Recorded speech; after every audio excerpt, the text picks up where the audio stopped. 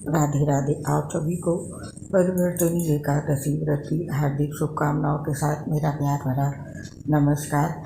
आज इस पोस्ट में जानेंगे भाद्रपद माह में परिवर्तनी एकादशी कब है, पूजा कब की जाएगी और पारण कब होगा। इसके साथ ही जानेंगे परिवर्तनी एकादशी से संबंधित महत्वपूर्ण जानकारी। भाद्रपद की अंतिम एकादशी शुक्ल पद की एकादशी तिथि को पड़ती है। इसे परिवर्तनी एकादशी के नाम से जानते हैं। परिवर्तनी एकादशी को जलधूर्णी एकादशी और पद्मा एकादशी भी कहा जाता है। ज्योतिषों के अनुसार इस समय चातुर्मास का भाद्रपद माह चल रहा है। भगवान विष्णु इस समय योग निद्रा में होते हैं। भाद्रपद शुक्ल एकादशी तिथि को भगवान विष्णु अपना करवट बदलते हैं। इस वजह से इसका नाम परिवर्तनी एकादशी है। परिवर्तनी एकादशी का व्रत और पूजन करने से पाप मिटते हैं और जीवन के अंत में वैकुंठ की प्राप्ति होती है। आइए जानते हैं भाद्रपद की अंतिम एकादशी यानी कि परिवर्तनी एकादशी की डेट क्या है। सबसे पहले जानते हैं परिवर्तनी एकादशी का क्या महत्व है और इससे क्या लाभ होता है। परिवर्तनी एकादशी का महत्व शास्त्रों में विधिवत रूप से बताया गया है। इस दिन भगवान विष्णु करवट लेते हैं, इसीलिए इसको परिवर्तनी एकादशी कहते हैं। इस दिन व्रत करने से वाजपेयी यज्ञ का फल मिलता है। इस दिन भगवान विष्णु के वामन रूप की पूजा करने से तीनों लोग पूज्य होते हैं। इस दिन व्रत करने से वाजपेयी यज्ञ के समान फल प्राप्त होता है और समस्त पाप नष्ट हो जाते हैं। परिवर्तनी एकादशी को पद्मा एकादशी भी कहते हैं। इसे पद्मा एकादशी के नाम से भी जाना जाता है। ये देवी लक्ष्मी का आह्लादकारी व्रत है, इसीलिए इस दिन लक्ष्मी पूजन करना श्रेष्ठ माना गया है। और ये ढोल 11 भी कहलाती है। इस दिन भगवान कृष्ण के बाल रूप बाल मुकुंद को एक डोल में विराजमान करके उनकी शोभा यात्रा निकाली जाती है, इसीलिए इसे ढोल 11 भी कहा जाने लगा है। और वामन 11 इसी दिन राजा बलि से भगवान विष्णु ने वामन रूप में उनका सर्वस्व दान में मांग लिया था एवं उनकी भक्ति से प्रसन्न होकर अपनी एक प्रतिमा को राजा बलि को सौंप दी थी। इसी वजह से इसे वामन 11 भी कहते हैं। इस एकादशी पर भगवान विष्णु के वामन अवतार की कथा सुनने से लाभ मिलता है और परिवर्तनी एकादशी के व्रत से सभी दुख दूर होकर मुक्ति मिलती है। इस दिन को व्रत करने से वाजपेयी यज्ञ का फल मिलता है। इस दिन गेहूँ, धान, फल, वस्त्र और सिंदूर का दान करने से कर्जे से मुक्ति मिलती है। और इस दिन भोजन पूर्व गाय माता को चारा खिलाने से दरिद्रता दूर होती है। साथ ही इस एकादशी पर व्रत रखने और विष्णु जी का पूजन करने से पापों का नाश होता है और मोक्ष की प्राप्ति होती है। साथ ही इस एकादशी का व्रत रखने से भगवान विष्णु, लक्ष्मी और भगवान श्री कृष्ण की कृपा प्राप्त होती है।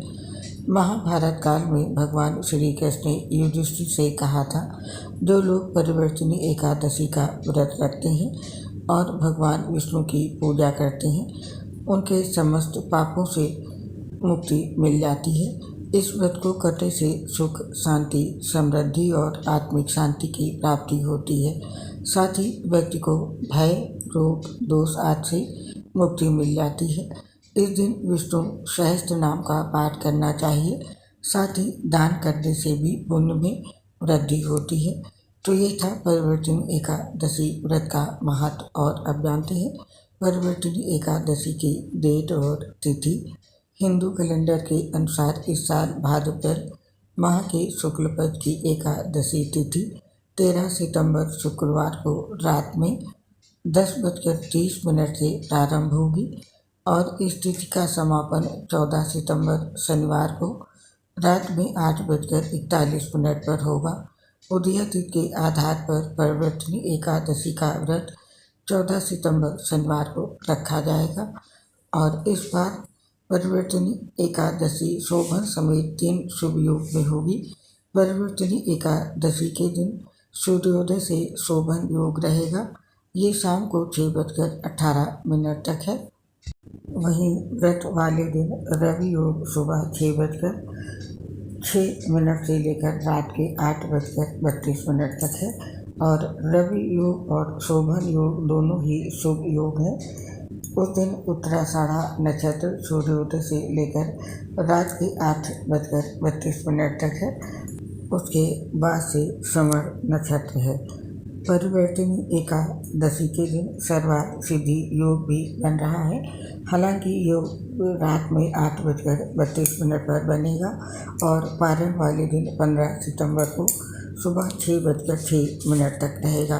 तो ये थे परिवर्तनी एकादशी के दिन बनने वाले शुभ योग। और अब जानते हैं परिवर्तनी एकादशी के पूजा का शुभ मुहूर्त क्या है। जो लोग परिवर्तनी एकादशी का व्रत रखेंगे वे 14 सितंबर को रवि योग और शोभन योग में भगवान विष्णु की पूजा करेंगे।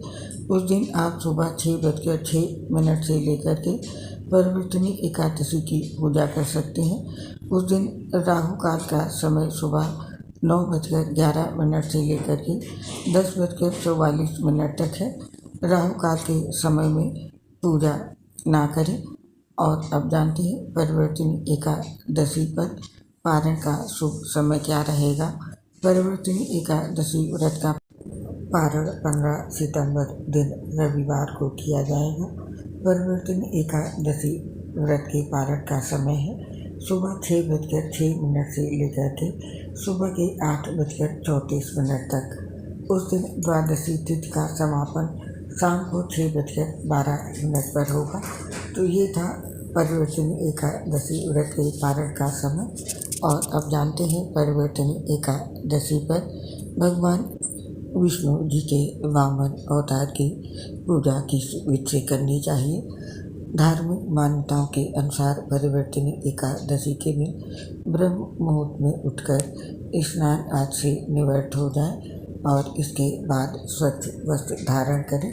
स्वच्छ वस्त्र धारण करके एकादशी व्रत का संकल्प लें। व्रत का संकल्प लेने के पश्चात अब लकड़ी की चौकी पर पीला कपड़ा बिछाकर भगवान विष्णु की प्रतिमा बैठाएं और उनकी पूजा आरंभ करें। सबसे पहले भगवान विष्णु को पुस्तक के माध्यम से जल चढ़ाएं और इसके बाद भगवान विष्णु को पीला चंदन कुमा अक्षत लगाएं। इसके बाद फूल माला तुलसी दल अर्पित करें। आपको बता दें भगवान विष्णु को अक्षत के रूप में तिल अर्पित करें, चावल नहीं अर्पित किए जाते हैं।